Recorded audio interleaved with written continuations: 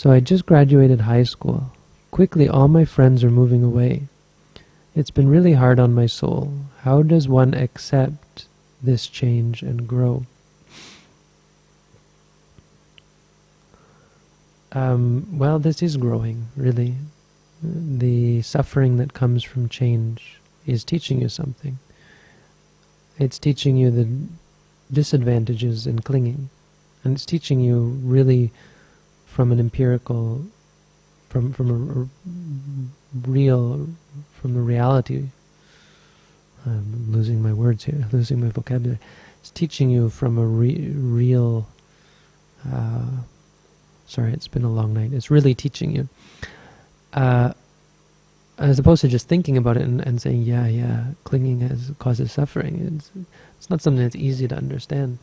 But when you experience change, when you lose the things that you cling to, then you see, it leads to suffering. And you see clearly from an empirical perspective. So living with it and learning to accept this as reality and learning to see deeper is really the core of the Buddha's teaching, which is the great thing about this. The problem is people don't think like that. They think something's wrong, and they try to give you an answer. They say, "Come on, enjoy where you are now. Start to don't worry, you'll find new friends."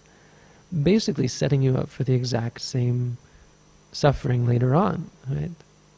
Exact same disappointment. And until you learn and realize, really, if you cling to something, it's just going to bring you suffering. And you continue to experience this same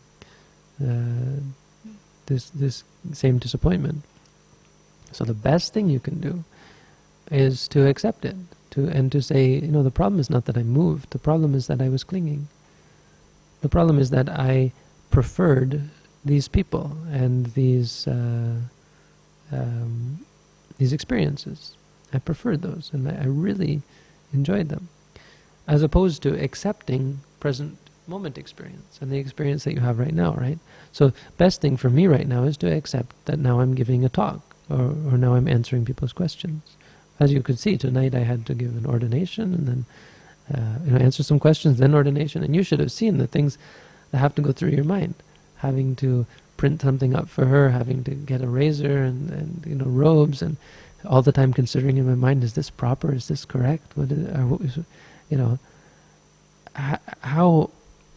How exciting the present moment is if you stay with it.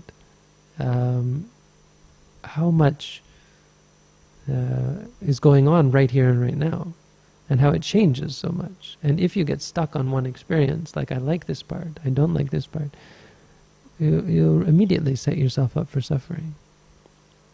So the best thing that you can do is to learn to not find happiness and cling to the present moment, but to learn to not cling to anything, and to be happy without relying on any experience.